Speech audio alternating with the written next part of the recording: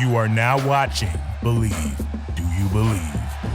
What's up, everybody? Welcome to the first episode of Livin Athletics. This is your host, Lishford Aljavon, and I'm super excited to get this journey started with you guys, man. And I'm super excited to have my boy, my friend, Shayne Simon, on here with me for the first episode. What's up, Shayne? How's it going, man?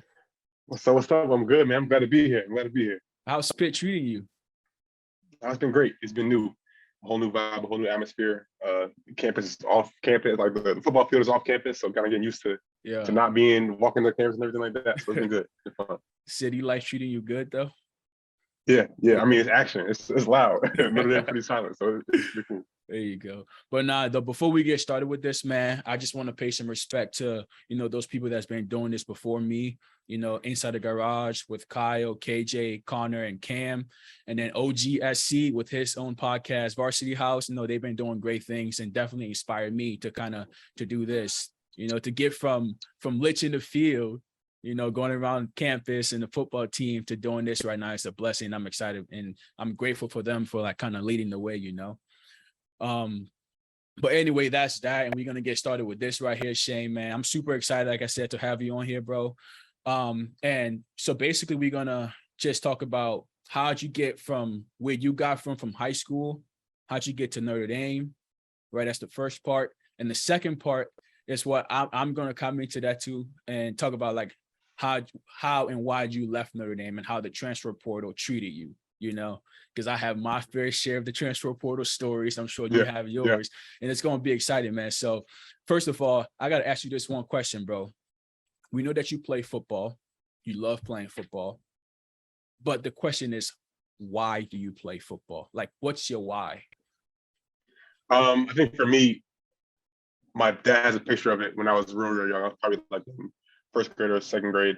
And everybody in my class had a picture of what they wanted to do when they grew up. It was, doctors, lawyers, teachers, anything a kid wanted to be. And I just wrote LaDainian Tomlinson.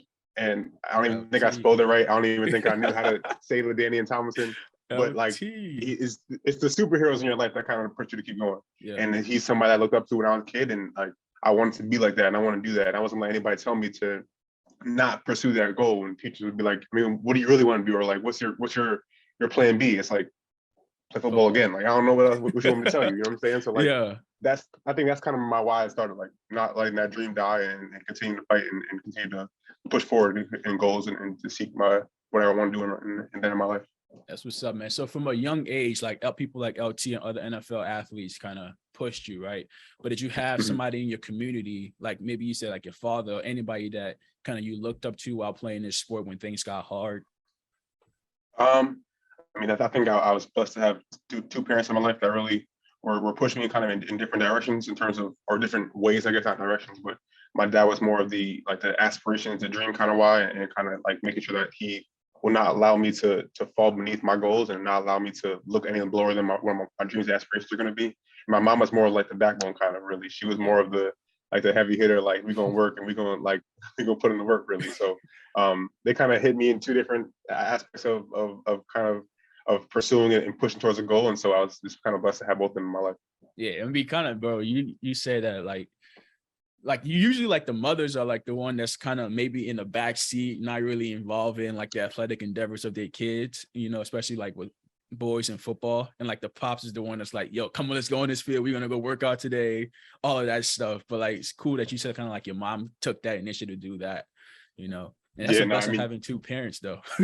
Yeah, no, I'm truly blessed to have them. And then like, anybody that knows my mom knows that she's a little bit of a different breed, so she's pretty into everything, and I know she understands.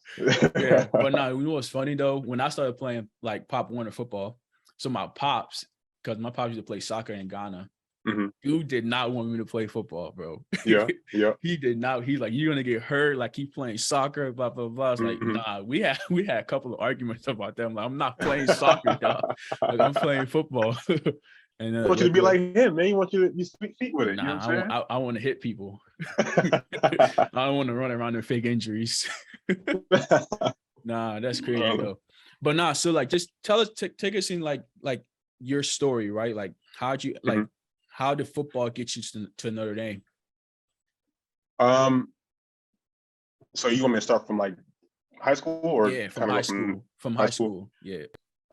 So I was able to go to I got an academic scholarship to go to a Catholic school, a Catholic high school.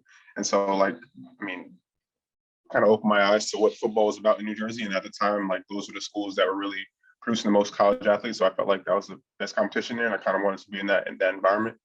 And so kind of my freshman year, I was just watching some of the older guys. Like we had Brandon Wimbush, Mick Fitzpatrick, a couple other guys that went high D1 and watched them just like be the top guys and top dogs, and saw like this is a possibility, this is an opportunity for me to kind of do what they did, right? And so I mean, freshman year, I was playing freshman football. No varsity, not even Yeah. JV. I was playing quarterback. I was down at the bottom. Like, you Quarterback? feel me? Like I was I was playing quarterback. I came in playing quarterback. I wanted to be a quarterback. Like that's what I wanted to do. And so I came in like that. And freshman year went by, and sophomore year I thought I was going to have an opportunity to kind of step into a role. Didn't happen, and kind of came distance to safety there, and didn't even start varsity until towards the end of my sophomore year, and kind of got in the field and made some plays there. But so kind of my junior years, kind of stuff started to come happening, and it happened kind of towards the end of my junior season where I kind of started getting recruited more and more. But I knew in my heart that like I felt like I did well in high school in terms of like the environment that I was in, a more like Catholic environment with just kind of a tight-knit football team, and a school that was like conducive to just kind of teaching the whole, like all sides of the man, all sides of a person. And so I felt like that would be giving the best opportunity to kind of like, flourish on and off the field. Yeah.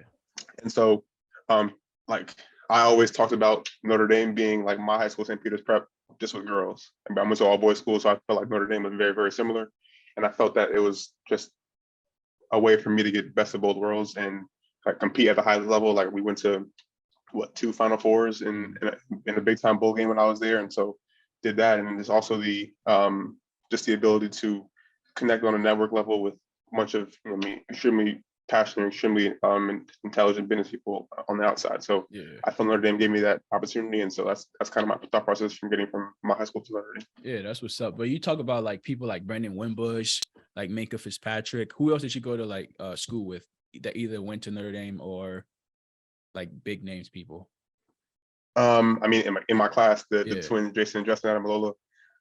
We had Jordan Fox, who went to Stanford. He was in that class. We have two kids at Navy that were in the class with me and below me. Yeah. We had just a bunch of guys who go to Ivy League schools, Fordham, a bunch of Dartmouth, Holy Cross, all like a bunch of different. So y'all football Division powerhouse I there in schools. Jersey. We try, man. We try. It's a lot of competition in Jersey. So like everybody that we played against has those top guys. So we're trying to be on the next level with them. So you say like, would you say like those like Minka and Brandon and all those other guys kind of paved the way for you guys in like creating this vision of like you guys could make it to play big time ball? Oh, 100%. Like you see, like just the first time stepping on the field, you're like, oh, that's that guy. Oh, that's that guy. And you're that's like in workouts. Exactly. Like you come to. I remember like at St. Peter's, our strength coach is a bodybuilder. He's like a 5'3" swole bodybuilder. And so like you step into the weight room for the first time, like, oh my God, this is high school football. Like this is really big time now. And you see guys like that are running faster, that are stronger, that like just do everything right. And so like, and then you see where they're going and how they're playing on the field. It's like, okay, I know what I got to do now. I know how this stuff works. Yeah. And so seeing them do it and seeing how they worked out and seeing just their grind every single day was like, okay, this is where I got to be at. This is what I got to do. And I'm trying to do it just like them. Yeah, a little funny story, like side story. When I was I think I was a freshman in high school, my second freshman year because I reclassed. But I went to Prime 21 camp in Texas, and I mean it was 2 people there. One was Minka, and the other one was I think it was Byron Jones. He went to Texas. He plays safety. He plays for the Dolphins now. Forget his name. Mm-hmm. So I met Minka and him at the Prime 21 camp. And that's crazy. They were cool, bro. Like, and so they gave me their numbers right before, like, while they were in college, and I was about to leave college. And they're like, "Yeah, bro, hit me up whenever you want." Like, man, like, got you. And I'm like, I'm over there like shitting myself, like, "Oh my gosh, like this is gotta do it." Because like big names, like Bama player. You feel me? Like, dang, I want to be like this dude when I grow up. So I'm sure, like, kind of similar thing that you guys had going there when you see people like that, like, oh my God, this is this guy right here. Like, I'm trying to be like him, trying to be better than him, trying to push yourself to get to where he's at, right? Yeah, no, it's definitely like not a stepping stone, but something to shoot for. Yeah. And you see people like, I mean, you dream about this all your life. Like when you come up and as a young kid playing the game, playing NCAA, like I want to go to this college, I want to go to this college, and you see people actually going to the best colleges. It's like, I mean, I'm in the same school, like I'm doing some of the same things. Like hopefully I can get to that point. And so it's definitely something to look forward to. And I mean, that's just good motivation. Yeah. So fast forward to Notre Dame. Yep. No, actually, no. Backtrack. Let's go back to my junior year in high school. So I didn't even know who you were at that time, bro. Like, no cap. This is your summer to your senior year, right? Yeah. So I'm in Jersey. I was in Jersey at the Nike opening. Yep. And one of my boys, Salim, he goes to Stanford now, but he's from New York. So by the time I had already committed to Notre Dame, man, we went there and we saw you, like, you know, all the clout coming out of high school, Shayne Simon committed to, it's at Notre Dame, blah, blah, blah, you know, like walking around at the Nike opening. And then like my boy was like, yo, there go your boy Shayne. I was like, I'm over there faking it, like, oh yeah, that's my dog, bro. Like, like I'm over there like chatting with him, like, yeah, that's my boy. Like, we go way back. Like, I don't even know who the hell this dude is. But crazy. And we ended up going to Notre Dame and kind of, you know, playing together and all that stuff. So I remember that was my first time seeing you. You chatting because when you came on a visit, I think it was a USC game. I think you must have had Tim's on because we was over there looking at you like, yo, bro is huge. Like, bro is looking crazy, right? And so I think somebody was like, that picture's a little cousin. Like, they were joking about it, but I thought they was being serious. Because also, like, Litch, you got to realize, like, you look old. So we was all like, yo, he really looked like he's about to be 24 coming to college. So yeah, my first time seeing you was way more terrifying than your first time seeing you. That's funny, bro. I've been getting that for so long. Like, everybody, when I was running track and field, bro, I used to carry I had to carry my birth certificate around because like, oh, you too old. Like, you can't be running, bro. That boy had the beard. I used to have all of that, bro. Bro, but I still barely have that. I'm trying to get it now. Nah, so, chill out. But I don't need my, you feel me? All right, look, fast forward to Notre Dame, though. You get to Notre Dame, right? Like, what was your, like, welcome to college football moment at Notre Dame? So at Notre Dame, in the summer workouts happen, and you kind of, let's just say, coaches aren't really around, and you kind of fall into the habit of waking up and killing your body every day in the workouts. Yeah. And so Coach Bayless becomes the top dog in the building, and let's just, like, you know what I'm saying, that's how it goes. So our freshman year, so I was part of the summer class, and so in the early enrollees were telling us about how the workouts went, talking about the theme lists, and they told us about Storm of the Warrior workouts, which I didn't have to go through, but they told us that it was ridiculous, right? Yeah. So I didn't have to go through that. So I'm in my mind, I'm like, I mean, I got this, but like it's tough. I'll give you two moments. The first moment is the very first workout in the warm-up. We're in the warm-up. We're doing straight jumping jacks and regular stuff to warm up the body. And I didn't realize at the time. I thought we were already starting the workout. So the time we get done with the warm-up, we're like, all right, we're about to go start the workout now. We're all looking around like, wait, what? Like, what? I thought this was a part. I thought it was that bad. Yeah. And then the summer cards going, you kind of get used to it a little bit. Like, okay, I'm getting my groove. I'm feeling a little stronger. And then the Protect the House workout comes. And we wake up at 5 a.m., 4:30, whatever it was, get to the facility, watch a video. All I hear is whistles, brr, brr, brr. Yep. People start taking off. So we run from the Goog to the stadium and run every stair in the stadium. Bottom flight all the way around, top flight all the way around, come back on the field, do some up, down, some other stuff. And I just remember, like, kind of on the bottom row, getting to like 3/4 of the way and seeing the people in front. Like, they're already finishing the first round. Like, okay, I'm almost done. I got a quarter left. And I saw Chris Fink go up the bottom part and then keep going up to the top. Yeah, that's what I heard. And I was in mid-stride. I'm in mid-stride, and like my body just gives. I'm just like, oh my god! Like, my heart drops. I'm like, there's no way I'm about to do the whole thing around the top. Like, there's no way. So that was definitely my first time really like, okay, college football is definitely different. Like, this is definitely the kind of make or break.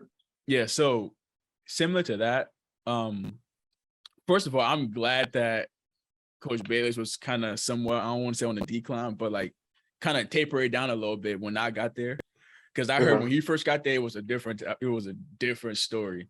It's crazy. But same but like I stadium. had one too though. Yeah, that's my freshman year. Yeah. So the stadium run, we just did the bottom bowl that time. And we went on the field, and that's when like Brandon like hurt his back and all that. Couldn't walk. I know exactly what you're talking about. But listen to this though. Kyle and I are going up like we were running, right? And at first, we start going, we keeping up with everybody.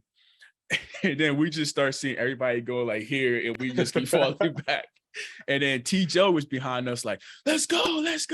And then like the receiver is going past us, like they caught up to us, Keys and all them caught up to us, and they go past us. And T. Joe was like, you gotta go. Colin and I was like, man, we doing our best. We just can't go no more, bro. That stuff is like there's no training for that. Like you don't just get better at it. Like you gotta just get through it. Like, but I couldn't feel my legs, bro.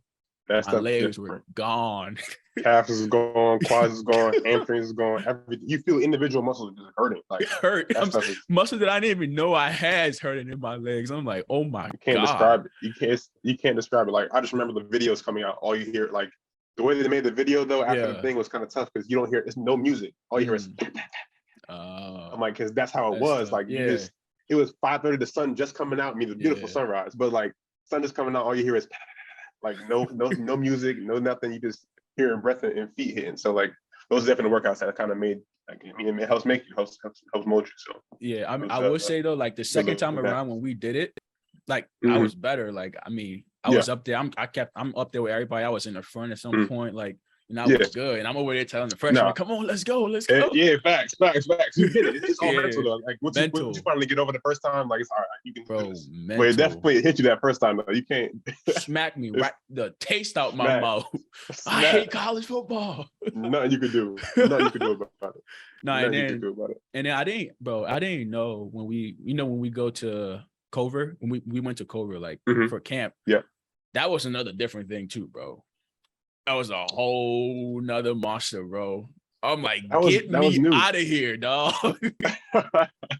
Get me out like of we here. had in high school, my team did something like that. One year, we went to like this little like off-site camp, just do a little training camp.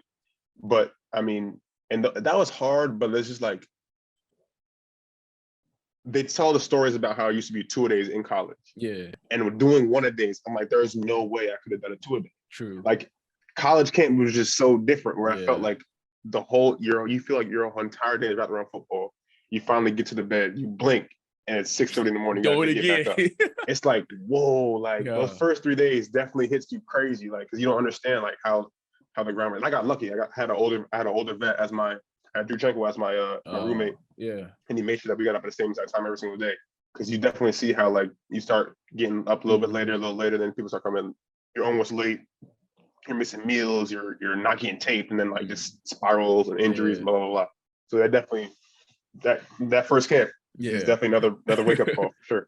Yeah, for sure. So it's safe to say like, all right, so all those experience early on in your career at Notre Dame, plus like the mentors that you had, kind of molded you and like developed you to be kind of the person you are now, but relating to football, the leader that you became later on in your time there, right? Because I remember like. You got the youngins, like you were a SWAT team leader, right? Like you got people looking up to you, like I'm looking up to you, like you're sending texts to people, get to practice on time, like you say something, people listen. Even when you were hurt and you weren't playing, like your word meant something, right? You attribute like kind of that development to those guys that were there with you when you first got there, and like the adversity that you kind of faced early on that caused you to grow quickly? 100%. I think like that common adversity, the common struggle that we all have kind of molds us together, molds the team together. And I think like you'll listen to somebody has gone through the same work as you, or gone through the same, if not more, because they've been there longer. And I think I was supposed to have some good leaders when I was a young guy, and I think you don't necessarily, you can kind of train to be a leader, but I think sometimes just kind of you see yourself kind of grow into the role, and then you finally kind of start finding your voice a little bit and kind of talk a little more, and things happen as they fall.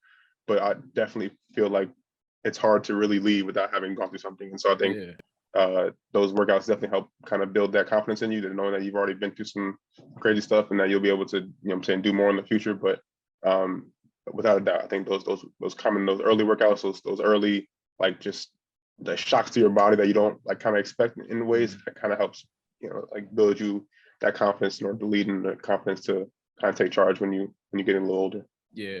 So like with that, I remember like talking about football and stuff now, right? So I remember I would say like the one game that I probably like enjoyed like watching you play the most was the Clemson game, where I just felt like you was just like a different breed out there, bro. Like making plays in the backfield.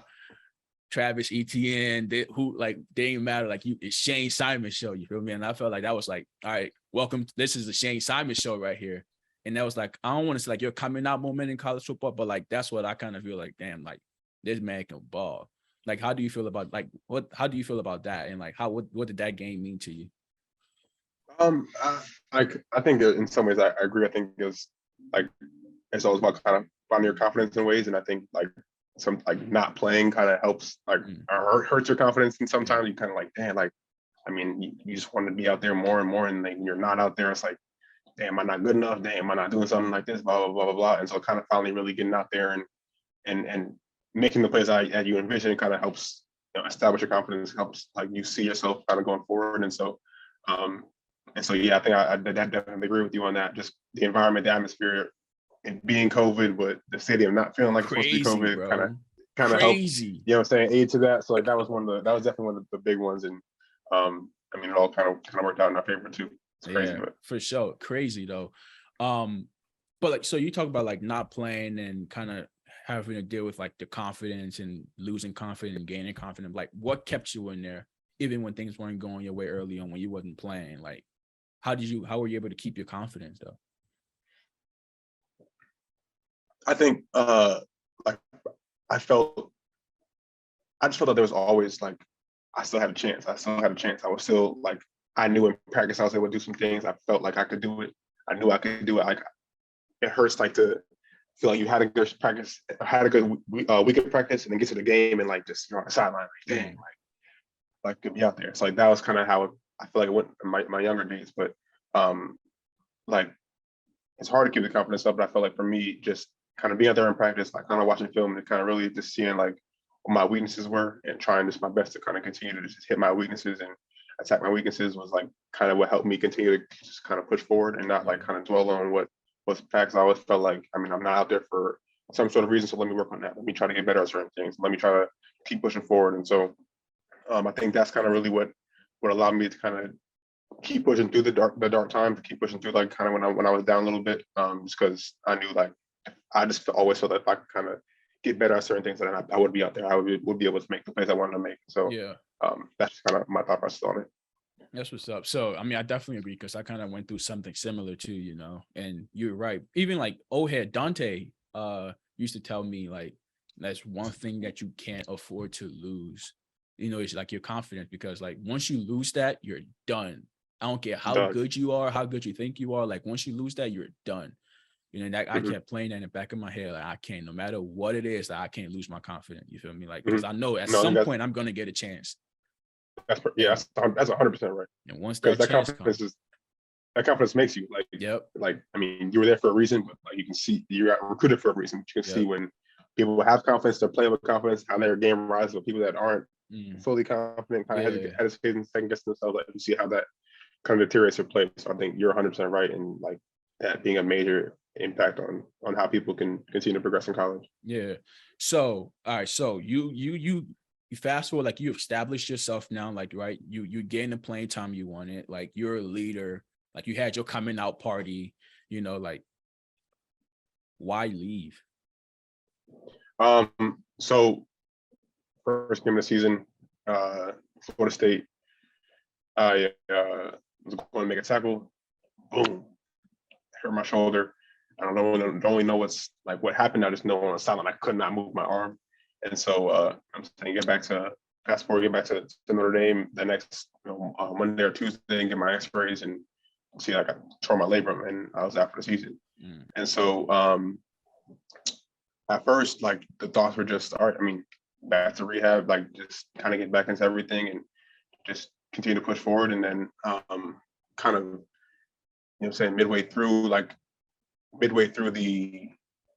season, kind of towards the end of the season, we had sat down with the coaches, and they kind of just told me that like there was there are 4 or 5 linebackers committed and already, and then like by me staying, or like they'll be over the limit in terms of numbers by me staying. And so just coming off an injury, people playing, I mean, obviously people like having to play behind me and everything like that, and play in place and everything like that, like it would be a better opportunity for me to go into another school and to find another opportunity. So I felt like that would be the best opportunity for me to kind of get back to where I want to get to and reach the goal I want to get to. And so that's kind of what was my thought process in making a decision. And once I heard that, like I was like, yeah, I'm ready to go. And I wanted to, I wanted to be with the team. I wanted to be like with my guys. I wanted to help, you guys win this, whatever, I think we like, by that time we knew we were kind of going to a bowl game, not necessarily the Final Four. But I just want to be with the team. So I want to make sure I talked to Coach Freeman about it. And I told him that, like, I mean, I told him about what I want to do, but I told him also I kind of want to be able to stay in this position and kind of help you guys too. So, I mean, I kind of did what you did in terms of just kind of going into portal myself, but like not leaving the team. Right. So that's kind of that was my thought. You wanted to be with the team where you were trying to get that PS5. Not even. I felt like at that point I felt like I had to help out, had to coach. So, but yeah, definitely needed that bowl gift. Let's say that. No, it was crucial. All right, so you enter the portal, right? You stay with the team, whatever. How was the portal? Like, how was it navigating that? So going into the portal, my thought, so I was getting hit with so many different things. There was like thoughts about going to the portal. I'm like, damn, if I go into the portal, will anybody rock with me? So I'm like, I'm not sure. Let me just think about what I want to do. So I'm talking to my family, my parents about it. And we're thinking like maybe it's a bet, like, let's try to scope out like what we think could be the possibility of where you might fall to, where you might land. And so, because we're thinking like maybe I don't announce I'm going to the portal, I just can give the coaches a list and they can make some calls for me and we can do it behind the scenes. So I just didn't want to be a distraction to everybody else. You know what I'm saying? I wanted to just kind of go low key, let the season kind of happen and play everything out, right? Yeah. So we come with a list that we think might be the best for me, athletically and academically, because we thought like maybe like we don't know what's gonna be out there. We don't know who's opening for a spot, and also we didn't know what that meant at the time. So we give coaches a list, and I give the coach to DP, and he said he's gonna call some schools and hear about everything. Yeah. And let's just say I didn't get anything. I don't know what happened. Let's say I don't know what happened.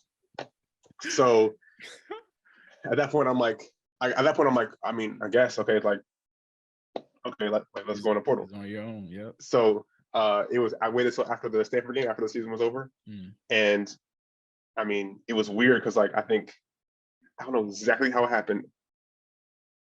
I think I might have waited until after the whole Coach Kelly thing went through. Because it was right at that was that Sunday. I don't think I dropped right after the season. I think I dropped after the Coach Kelly thing. I was super nervous. I was like, dang, wait, if Kelly leaves and if Freeman gets a job and he's supposed to help me, like, what if he leaves? Like, I'm like, oh, like I was so scared. Like, I was nervous. I did not know what to do.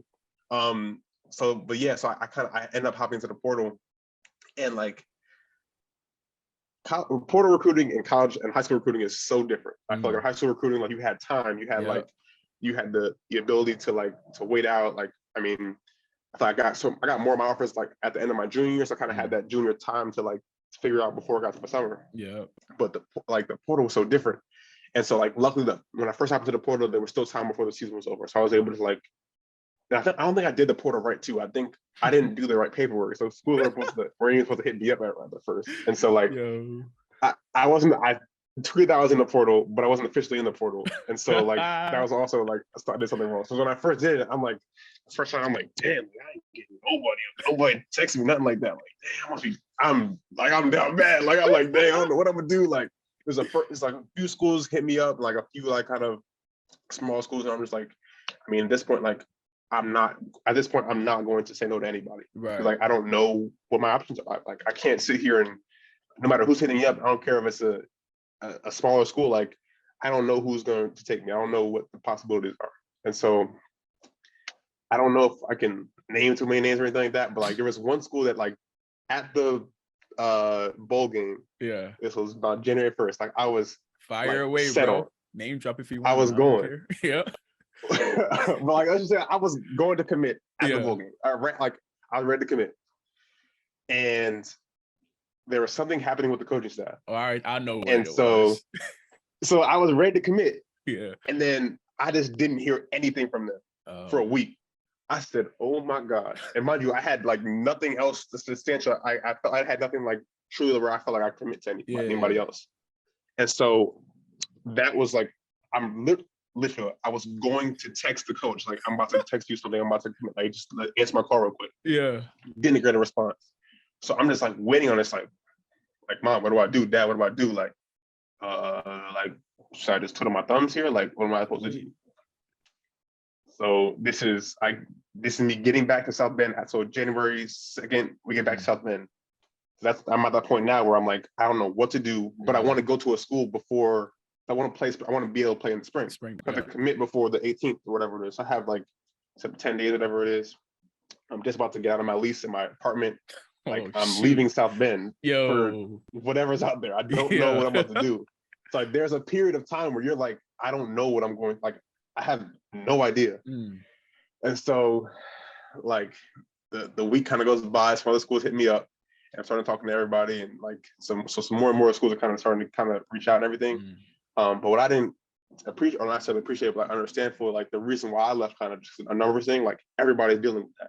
Everybody dealing with numbers thing because we all have more people like that are able to stay because of COVID and everything. Yeah. And so it's not necessarily about like if you're better than somebody, but like we just don't have numbers to keep you. We don't have numbers to bring you in. Right. And so we just had somebody commit, blah, blah, blah, blah. Like we just can't, can you commit right now today? Like, if not, I'm sorry, we can't take you. Yeah. So like dealing with that and that, like that numbers process was something like kind of crazy to me. Like maybe like, damn, so do I have to jump on the next thing I get? Or like, can I don't know what to do. And so that time of just being like unsure and like unaware and just like kind of weeding through all the schools kind of allowed me to just kind of take some steps back and just realize like this is a whole new process. You got to understand it's a whole new process. You got to make some decisions like that. So like exactly, like you know how it is. Different. Like it's a nerve wracking. So like that whole process was definitely something I don't like. It's hard to describe. Mine was crazy, dog. So I entered, and that was my first mistake. Like entering, knowing that I wasn't going to be an early enrollee. Because afterwards, after I already committed here, I realized that, and the coach was telling me that, so you enter your name in December or whatever. And then the next group of guys enter their name, and then your name go to the bottom, and then their name is there. Yep. And then the next group enter their name, and then their name come on top of there. So, but by the time I figured out where I was going to go, like my name is at the bottom of the list, like nobody's talking to me. And like same thing, bro. Like I started talking to a couple of schools, and I'm like, all right, I'm finna go here, I'm about to go there, and then like the whole numbers thing happened. Oh, like we got right back to our 85-man roster. Can you be an early enrollee? No, I got a semester left to graduate. I can't leave. Like, all right, well, peace out. Just straight up stop talking to me. Coaches would hit me up on Twitter, like all that stuff. Like, oh, can you come now? No, don't hear from them anymore. But then one weird story that I got, like I don't know if a coach, you know this coach probably, or this like reached out to me he reached out to me to tell me that he didn't have scholarships. I'm like, I didn't ask you for it. Like you gonna reach out to me to tell me like, oh sorry man, I don't have any scholarship for you right now. Thank you. Like what? But nah though, like bro, at one point I was gonna go FCS or walk on somewhere. Crazy, bro. I was like about to walk on there. I probably want to walk on to Wake or Charlotte or even UNC. You feel me? Like, and then the D coordinator here at Rice was the safeties coach at Michigan when I was in high school and getting recruited. He was my first offer. He the first one to offer me out of high school. So even him, bro, I'm talking to him and he's like, yeah, man, like we just don't have the numbers right now. We don't need safeties. Like we can keep talking, but like if you have other options, like I would seriously consider them. Like, and I'm like, I'm devastated, bro. I'm like, damn, like what am I doing now? Because it's meant, mind you, like I entered in like before the bowl game, and we are in up until May. And bro, if you go through at one point, if you went through my Twitter DMs, bro, it's just coaches, bro. Like I don't even know all schools. I'm just DMing dudes. Sometimes I'm messing up because I'm not copying and pasting, leaving a different school name in the email. Like, dude, because I'm like, I don't know what to do no more. You know, I'm talking to other people. Like, I'm talking to another, like, I was talking to Memphis at one point. Like, all right, cool. I'm about to go to Memphis because the coach knew me when he was at Ohio State, blah, blah, blah. And then later on, like, oh, coach, I'm just checking in. Oh, we want you. Oh, never mind. We trying to find like somebody like that's a different like style of player from you. I'm like, you're just gonna leave me on all this and then just drop me like that. But like you said, it was crazy, bro. And then so finally, like after like in May, I'm like, all right, I gotta figure out what I gotta do because I just can't keep waiting no more. You know, like I'm gonna walk up somewhere and then try to get a scholarship next, or I'm just gonna go to FCS and just ball out. Bro, my plan, if I was gonna go FCS, don't get mad at me, coaches, but I was gonna go there, see if I can ball out for that year and try to leave again. But I realized I'm like, that's so much moving around. Like, I don't know if I want to do that. But and then Coach Smith from Rice like hit me up randomly, like, hey man, like you still interested in Rice? Like the person that was trying to get here, like decommitted and went somewhere else. So it's a spot open for you. I was like, man, don't say nothing. I'm on there. Yes, whatever it is. Yes. yes. I'm taking it. Like, but so that's how I ended up here in H-Town, bro. But like that whole process was, man, bro. I already know it's a relief. At one point, I think it was like over 2,000 D1 athletes in the portal, bro. Jeez. Like, imagine that. No, it was definitely like, because you heard of certain people getting like lost in the portal, people having to go back to school they came from. That's what I'm saying. And I'm glad that I had this opportunity. Like I didn't care where. I'm glad I got a chance to leave the portal because there are people that don't have that chance. You feel me? Like, and I'm like, yo, I'd take that over anything. And I get to go to Rice. Like I go to Notre Dame for freaking undergrad and go to Rice for graduate school. Dude, I better make some bread. I better make some bread, bro. Got to. It's a must. That's mandatory. Bro, it's a must. But nah, so you make the decision, you get to Pitt, right? How was Pitt different from Indy? I mean, I'd say like the biggest differences are off the field. I think just in terms of like you say Notre Dame is known for the campus, it's known for like just being in that surrounding environment. Everything is on campus. You don't have to leave campus for real, like other than like kind of going to get groceries or anything like that. So like Pitt's campus is like there's a city campus like in the city part and like a little bit off like about a mile or so away, kind of across the river is like where the football field's at. And so like that's being a grad student now, like taking half my classes online. Like, I don't even be on campus half the time. Like I'm like it's just not used to that. You know what I'm saying? Everything is on campus in Notre Dame. Like during COVID, middle of COVID, we're on campus in-person classes. You know what I'm saying? It's like I'm just used to being on campus. So like not having to do that is like definitely kind of getting used to that. But also something that's like very kind of unique to Pitt is that we share a facility with the Pittsburgh Steelers. So you kind of don't fully realize the value in that until I saw it mostly until the kind of the summer when they started practicing after the people got drafted and everything, like their their like spring workouts, and getting to see them work out every single day was like pretty amazing. Like I could see all the guys like how they went about their days, how they worked out, how the practices were like. So we got done with lift, and then we were able to kind of just sit like right in front of our facility and kind of just watch them. They're on like two fields, one next two fields. So it's like getting to see them and see how they operate is really cool. Like just kind of see how they do everything and how they kind of master their craft. It's like that's where you want to get to. That's their goal, and like they're right across the building. Like we had so before I got there, one of the quarterbacks there, Kenny Pickett, got drafted from Pitt. He played at Pitt, got drafted to the Steelers. Right so next it's door. Like he just right next door, crossed over. So like that's pretty cool. But mostly like ball is still ball, I guess. Coach Narduzzi is a little bit different than Coach Kelly. Kind of different mindsets of coaching. I think Coach Narduzzi is a little more defensive minded. So like It's a little bit different, but I guess but it's kind of similar to Coach Freeman being a head coach, kind of having a defensive mentality, I think, as a head coach. But there's definitely a little bit different. Like I think Notre Dame is extremely unique in like kind of the culture it has. But Pitt's different, but not different in a bad way at all. Like I think Pitt has its own kind of style, own kind of energy, and I'm loving it so far. Hey, compare South Bend to Pittsburgh, bro.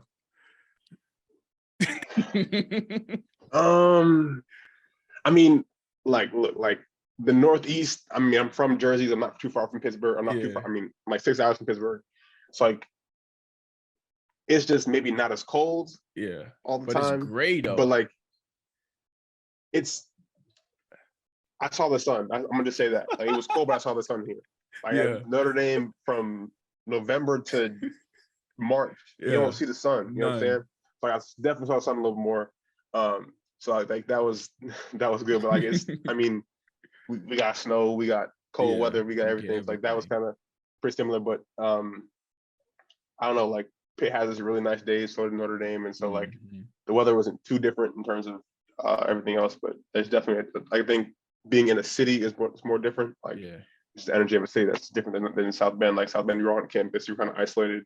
But here, like you're in a city, you're around people that like don't go to school. Like it's not like you're in a college environment necessarily all the time. So like, which I think is really cool. Like kind of waking up, I'm in an apartment that's kind of like in the city, so it's like I'm just a person. You know, so I'm just kind of living, not necessarily like just a college student. You know what I'm saying? So I think that's a little different, and that's kind of adding to the different environment that Pitt has. So I'm enjoying it. Bro, so I don't know if you know, but like Houston is the 4th largest city by population in the United States. I didn't know that. And Rice is like literally right downtown, but it's a campus, right? And so just talking about like city living, and I'm talking like my apartment complex. You know how at Notre Dame, like you have like student housing, where it's like it's off campus, but it's like, it's just students that's there. Everybody there, and you paying like students rates and all that. Dog, I'm paying like working man money right now, dude. Like I'm paying the full, ain't no student housing discount, none of that. I'm my next door neighbor works at the medical center. I got a man and his family upstairs. Like I'm living with like adults. So that was a big shocker, like something, like to adjust to. And also, but I don't know if I can ever adjust to this. It's the heat. Ooh, you already told me. The heat, dog, is real. You wake up. You wake up at 6 o'clock, because all of our workouts is in the morning. Like, cause you probably can't. So 6 o'clock workout every day, and it's like 80 degrees outside, bro. 80 degrees at 6 o'clock. It's been like 90 and above, like 103. Feel like 109. Like, bro, you step out. Every time I step outside, I got to come back and shower. Oh yeah, you sweat. I'd be dead over there. I'd be dead, and we get like 80 over here. I already be dead over there. Like I'd be seeing the snaps. I'd be seeing the stories like that one. As soon as they hit 3 digits, I'm out. I'm out of there. But I was like, I can't even imagine. Whoever is paying the light bill in Texas need to stop paying it. They need to turn off the heat. Turn it off, bro. Like, I can't even imagine being out there like that late. Hot, bro.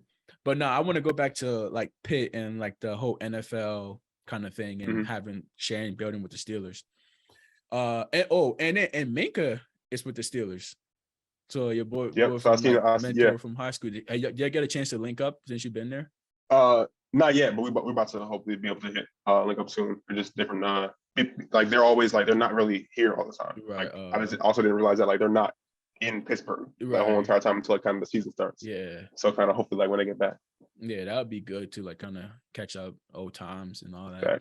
But yeah, man, like I want you to like talk more about kind of like how important or like the benefits of having sharing facilities with the Pittsburgh Steelers, because we know like Steelers. I'm a Ravens fan. So I'm gonna just put it out there. So I hate the Steelers, but at the same time, like you gotta like understand like there's a quality program. Like they have a crazy resume as a program and continue to get better. But my Ravens gonna do better. But anyway, like how is that like benefiting you as a college athlete looking to be in that level one day? Yeah, so I mean, like just being able to kind of like look across and see like, oh, what are their linebackers doing every day? Like, how do they look? Do I look like them? Am I moving like them? Am I like on their like am I going to get to that level, that type of stuff. Like seeing how they work, or just seeing myself in those shoes, like it's kind of been pretty cool. And so like you see players like as the draft time, right? The draft comes and Kurt Heinrich hits me up saying I'm going to be in Pittsburgh soon. Oh, Is going to visit with the Steelers. Yeah. So like seeing him, like I just played with last year, or I just got to watch him play. Yeah. Seeing him interview with the Steelers and seeing him like interact with the Steelers like that, like it's like, damn, like I'm almost, like I'm It's close, real. like I'm getting there. Like people, you know what I'm saying? Like Yeah. just being able to see them every single day. And another thing that Pitt has, that like the weight room for Pitt's weight room is like the Aaron Donald facility. Like he paid for it, he made it, it's his. Yeah. And so he'd be in the weight room all the time. And like you see somebody, an all-pro player like that work out is like crazy. So the amount of times I've been in the weight room, like exactly, like a perennial Hall of Famer, like he is there, like he's there all the time. We always get to see him. He's like come in the lift and he'll just do his thing, and like you see, like dang, like that's why he is the way he is. Like he's everything you think of, like that's what he is. Like, and he's putting in the work. So like kind of just see guys putting in the work. You see like the rookies out there most of the time just kind of putting in work, and so I think it's just always cool to see, like kind of similar to how it was in high school, kind of seeing like guys that are like at the next level or going to be at the next level, and kind of seeing how they work, and kind of just allows you to just a little motivation and say like, I mean, I'm right across the hall from them. Like I got to get to the other side. I got to only a matter of time, bro. You know what I'm saying? So like that's definitely part of the promotion side and everything. Yeah. All right. So like before we go further, like we're gonna take a little break right now, but I used to see this on I'm Athlete, the I'm Athlete podcast, and I really liked it. And they used to do like a mental, like a check-in, you know, with their guests.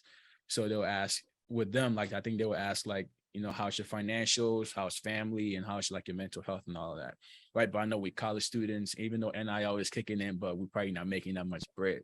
So I want to ask, and I'm going to get into why I want to ask this, and I really want to adapt that, and I want to ask like how's family, how's your mental, and how's football, right? So I'm going to ask those three things.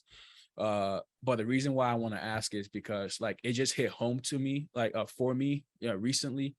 You know, I recently had a close friend, a friend from high school that we played football together, went to high school together. My school had about 450 kids. So it's a small school, you know, and it's 50% boys, 50% girls. So it's not a lot of people, right? So the relationship kind of get to be strong, especially if you play football with this kid. But anyway, we graduated from high school together. And this kid was battling depression. You know, but you probably would not tell that he was battling depression because he became so good at kind of hiding and all that, at least to us. But recently on the 10th, we figured out that he lost his life. He lost the battle to depression, you know, and that really made me kind of understand more why those guys on I'm Athlete ask those questions, you know, especially about the mental health, because it's real. And I didn't really understand it until like a friend of mine like lost his life to that, right? So so let me just say, Charlie, man, I have your family in my prayers. You know, we're thinking about your family, right? And we're gonna do everything that we can do to raise awareness for mental health issues, because like I said, it's real, right? So with that, like I'm gonna ask you, bro, like I'm gonna do the check-in, right? So how's the family doing? How's your mental, and how's football? You know, how's those three things going for you right now? I think family, like we're all in different areas right now. So it's the four of us. We're all kind of staying in different areas. Me and my brother at school, and my mom and dad are in their separate places. And so we all got to link up a couple of weeks ago, kind of try and play golf a little bit. So that was kind of good to see. Have us all kind of in the same spot one more time, like just again, we don't really get to do it all that often, especially because like holidays and everything. You don't get like, you know, we don't really get holidays for in college football. So like us being together, like family's good. You know what I'm saying? Like, I mean, we all have our own battles, our own difficulties, but like kind of being able to be with each other kind of same rebalances everything for a little bit and kind of makes everything A-okay, like as good as it's ever going to be, just because we're together. We have a shot to be together. We have a shot to be all right because we're all good. So families, like I can't complain. I mean, much worse kind of going on. And then so family, me personally, I think I'm in a good spot. I think I'm kind of finally like really healing just from a physical side of my injuries, and kind of feeling myself like get close towards that season coming up, and kind of have my eyes kind of layers in and focus on everything. And so that's kind of the state like I really kind of want to be in. And like I feel like for me personally, kind of when I'm like locked in like that, it's kind of when I'm at my best, and I'm able to just kind of be single-minded and focus on stuff like that. So I think I'm pretty good right now. I think I can't complain. Right. And football, I hate to be kind of like single focused kind of on football, because I feel like me aligns so much with football. So I think we're kind of both in a good spot, like kind of getting everything, kind of seeing everything unfold. But yeah, no, I think I'm doing all right. Yeah, man. You asked me, I gotta ask you though. Me? I know you're a guest, but I gotta ask you. Nah, so family's good, man. Like honestly, like I think like my pops is that my pops was like my biggest worry, you know, because it was just him and myself. You feel me? Like even growing up, like I had siblings, but I feel like I grew up as like an only child, and that's kind of weird. And so being separated from him when I was in high school, because I went to a boarding school, and then going to Notre Dame, it was hard, you know, to deal with. And now like, all right, he has somebody, like he's doing well, you know, he's working. So like that aspect of things, like family is good, you know. And then my external family, everybody's doing well, you know. So that's good. Can't complain about that. Mental health, like I would say, like it's on the up, you know, because it was down. Because I mean, everybody goes through this time where it's like, dude, like shit's hitting the fan right now, you know, like and kind of just with me figuring out like, all right, what my next steps are, you know, like, all right, first step was graduating, next step is like figuring out where I'm going to go to school, having all that stuff in place really like put me at ease and improve my mental health. So I mean, like I'm in a good stable place right now, so obviously so can't complain about that. And football is looking good, bro. Like honestly, like I'm having fun, you know, like and that was, I would say, something that I really struggled with when I was at Notre Dame, like because you know it's hard to have fun when things aren't going your way. You know, like having to come in that building with a smile on your face, even though you know deep down like it's no sunshine, it's just all darkness. You feel me? But I'm having fun now. You know, like obviously the guys here are kind of different from the guy like you guys that when I started college football, I started with you guys and we went through all this time together, 3 years, and having to switch and over here to kind of like a new site and all that stuff is kind of not quite the same, but it's getting there. You know, and I've only been here for a month now, so and we're still going to take time to get there, but it's getting there. So I appreciate them. Like I appreciate like the opportunity that I was given, football's like side to come here and play football. And then like bro, it's looking good, bro. Like it feels like for the first time, like I really like hold my own destiny football wise. You know, so that really put me at ease, and that's good, and like I'm enjoying it. So with that, like that's like I'm good on all 3 of those right now. Oh, that's great to hear, for real. Yeah, but I just have to ask, like I said, because I mean, when I like I said, like those guys asked it on their show, and I was like, oh, like that's funny, because people don't really, you know, ask stuff like that for each other, especially like men. You know, it's like kind of taboo to ask, "Oh, how you doing, bro?"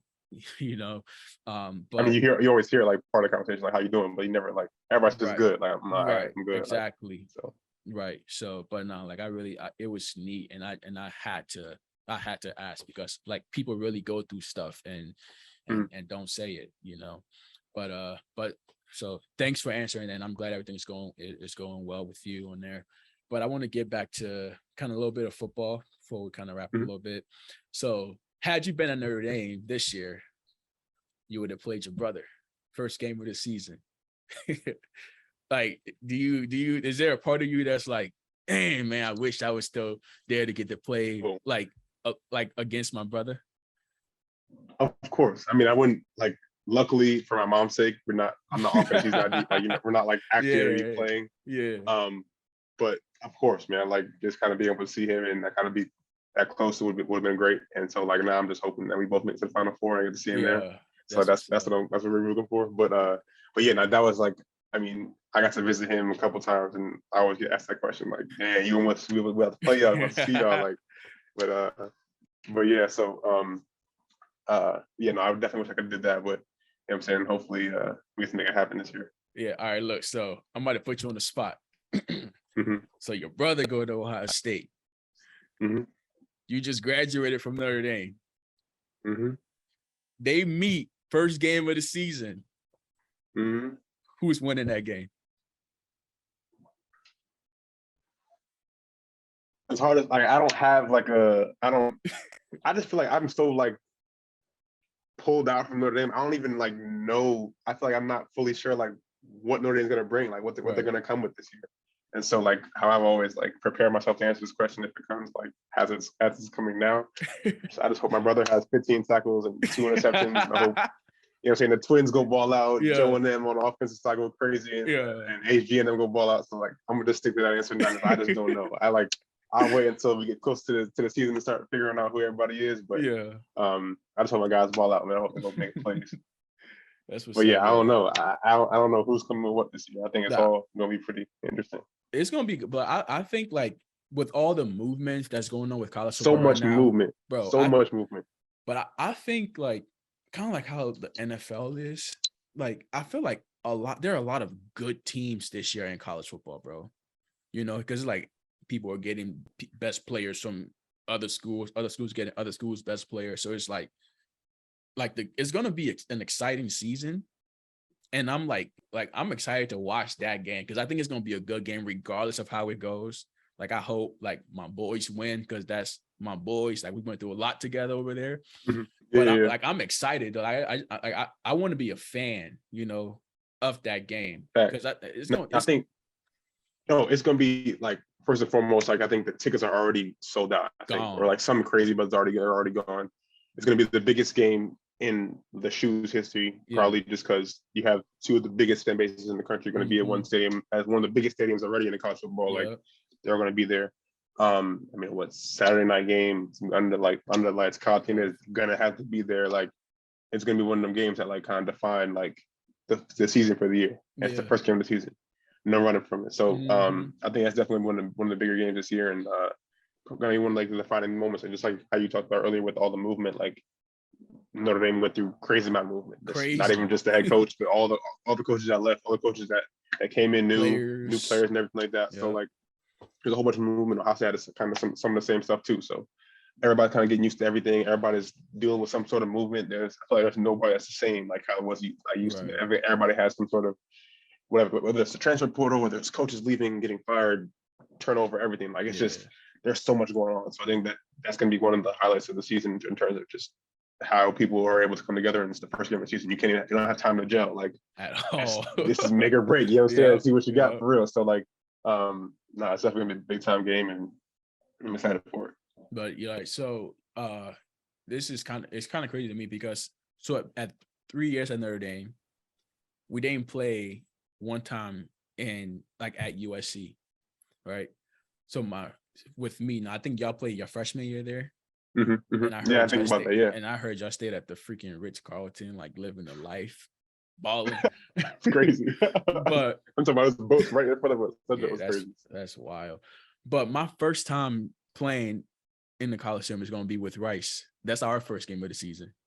Oh, new coach, new quarterback. Everything. Crazy, bro. I'm saying if we win that game, they better cancel school, bro, because I'm turning up. What? Not you, bro. It's gonna be the president gonna turn up. Turn up, game, bro. That's crazy. But like, so it's gonna be a good environment. It's gonna be fun. I'm excited. I'm looking forward to it. What? But like, all right. So like, what game are you looking forward to the most, like at Pitt, like to playing in? So I mean, I'm new to Pitt, coming into Pitt, and I see like West Virginia's our first game, and I keep hearing about the backyard brawl, and I'm like, what does that mean? Like, what is this? And then like, I feel like I've gotten a new piece of it everywhere I've been in Pittsburgh about what the backyard brawl means. Yeah. Like I guess it hasn't happened in a while, but like coming from, so when I moved out of South Bend, I went to my girlfriend's house in her apartment in Columbus, and I was staying there, and to drive from Ohio to Pittsburgh, you have to cut through West Virginia. And so like they're an hour drive from Pitt. And so like, the backyard brawl is a real thing. Yeah. And so like I'm in the barbershop, walking down the street, all the coaches in our facility, I've heard like the backyard brawl. It's like one of the meanest rivalries in the country. Like they don't like each other. We don't like them. They don't like us. Like the stadium's gonna be packed, and it's like just a tradition that you kind of don't, because Notre Dame doesn't have like one rival. We have like Notre Dame had like 8 rivals. Everybody's a rival for Notre Dame. Yeah. So like kind of being here where it's like these are our guys. Like if they lose every game in the season coming up, like and they beat us, they won the season. You know what I'm saying? Like that kind of thing. So like I'm like super excited for that. I think that's gonna be kind of crazy. And then I mean, playing in the ACC, there's so many good teams. So many good teams you gotta go against every single week, and there's a bunch of guys that are like, you know what I'm saying, highly touted and really good. So I think the backyard brawl is going to definitely set the tone, but everybody else in the season is going to be pretty tough to beat, especially because they're the reigning champs. They won ACC last year. And they made it to a BCS bowl game. So like we're going to be getting shot at this year, and so it's going to be a big time for every game we play. Is there a high likelihood of repeating this year? I think so, man. I think we have a really good team this year, and like I think kind of getting there for the first time in a couple of years kind of allowed everybody to be like, okay, we can do this. And so like kind of seeing their energy and how they've already been able to kind of get it done, and how they're kind of taking their mindset into this year and I'm just trying to come in and help that and help kind of get to that next level. And so I think I like our chances, and I'm liking the guys this year. Got to get yourself that ring, bro. Got to get one. We didn't get one our first time, so we got to get one.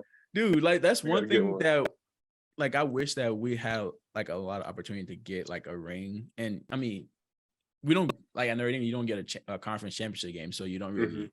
And then the one time we got our chance at the conference championship game, smoked it, waxed. But nah, bro, like you gotta get yourself that ring. Gotta repeat. Gotta get one. I can just imagine that right now. I'm sorry. You gotta get one, man. But yeah, I mean, you're gonna get a chance to get one too this year, right? Bro, it's gotta be in the conference. Yep.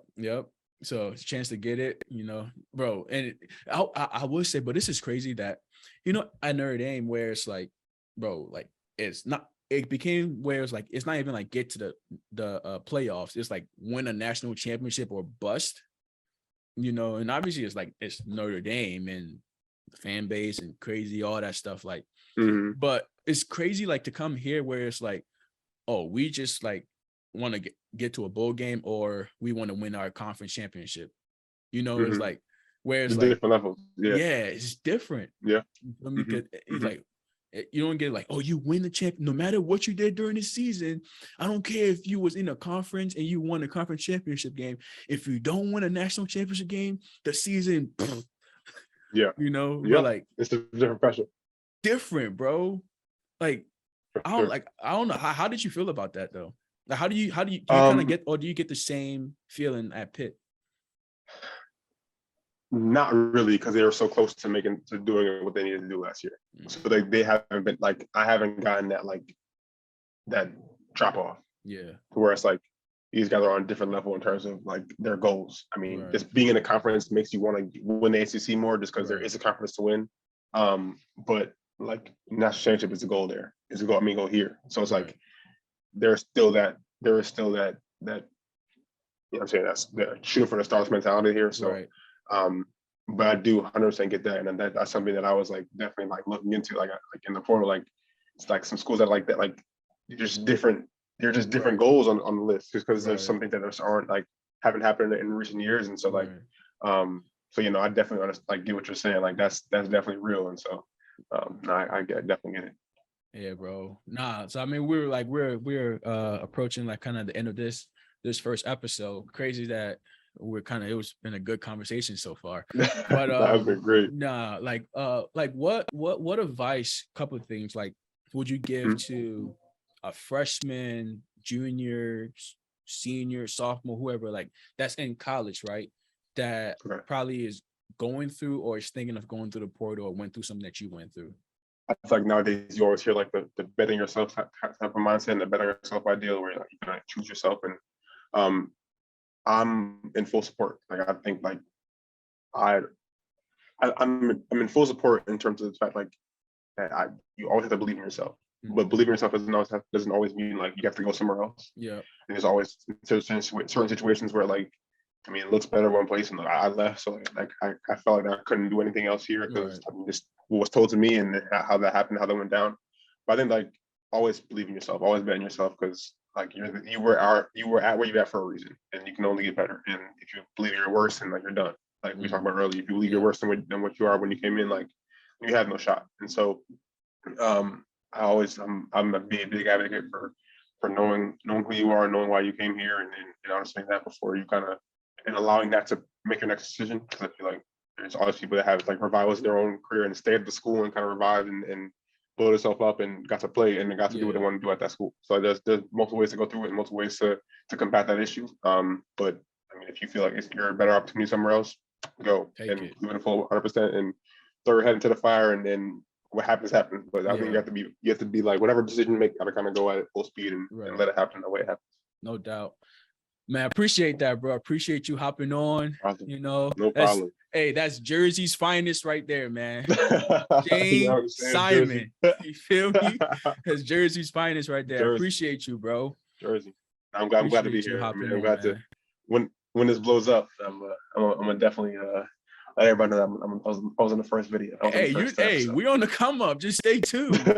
Stay tuned, bro. Hey, yes, sir. We gonna get there. But nah, bro, I appreciate. Hey, man, like, listen, if y'all don't know, right? Shayne is going to change the world one day, and that's something that he tells me all the time. But that's something that I firmly believe that he's going to do one day, or better yet, like we gonna do together. You feel me? Mm-hmm. But nah, keep being great, bro. Honestly, though, keep being great. Thank you for having me, man. Thank you. We're gonna be at the top. Hell yeah, for sure. All right, bro. All right, take care, man. Thank you for watching Believe. You can find more great content at Believe.com. That's BLEAV.com. Do you believe?